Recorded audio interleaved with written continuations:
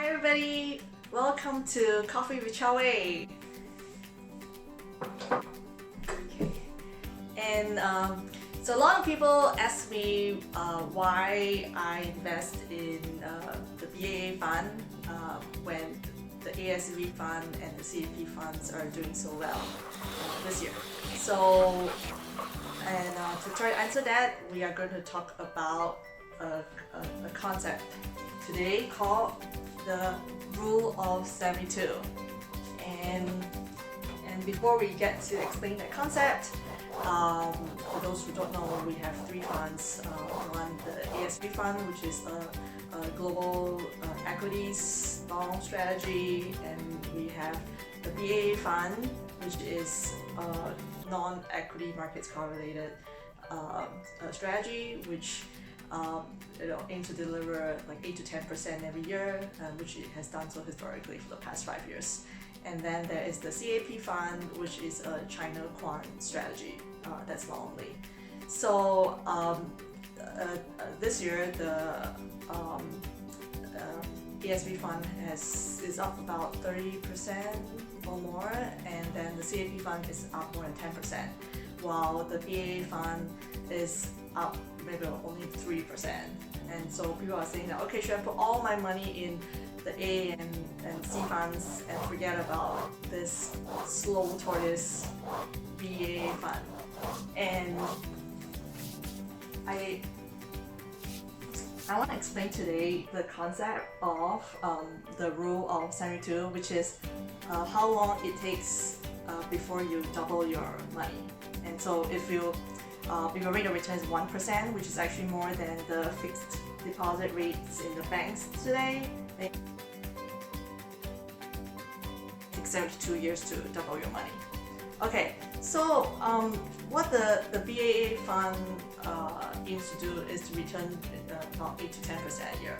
And so in previous years, it has returned low double digits, and last year and so far this year annualized, it's more between 6 to 8%. So anyways, it doesn't seem like a lot compared to the great performance of our A and C funds, which are both long equities. But then if you consider the rule of 72, if you return 9% annualized with relatively low volatility over the years, then it will take 8 years to double your money, which doesn't seem too bad at all. So let's say you have $100,000,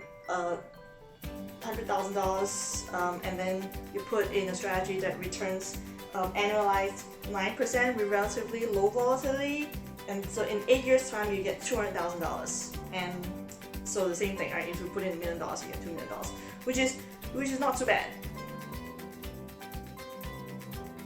Of course, if you only have like $100, then you just put in like a Tesla or something, right? Because like you don't have much to lose. But if you have amassed a little bit of wealth, then you don't have to bet the ranch, and so you don't have to like buy GameStop, for example. So you compare it with the green line here, which is actually representative of the equities market, right? So if you think about it, like in March 2020, so the market dipped, I can't remember, maybe like 20-30%, and then and then rebounded strongly. And so for some stocks, maybe it's down like 40%. So if we do a back test of our ASV portfolio, maybe it was down like 30% in March. But we weren't invested back then, and then some of the stocks have doubled or tripled in the next 6 to 8 months. So this could really this is a kind of a actual possibility, right? But do I want to put all my money in something that's like super volatile? Like for me, I would kind of diversify it out a little, because I don't know what happens. Let's say if the market like super corrects, and if I need money at that point in time, right? So if you look at the point of time, like let's say in 8 years time, okay, So if you have put in the stock market, we don't know, right? It's like kind of like random with a lot of volatility, right? Maybe you would have remained, in this example, at still $100, right? Whereas if you put money in something that is like kind of like slow and steady, it would have double, which makes quite a bit of a difference. You know, let's say if you suddenly need money, or maybe you want to take some money out to put into more opportunities, which was exactly what happened in March. So in March, the BAA Fund portfolio was flat, and in fact I remember after March it was still up a little for the year, and so it was possible to take some money out or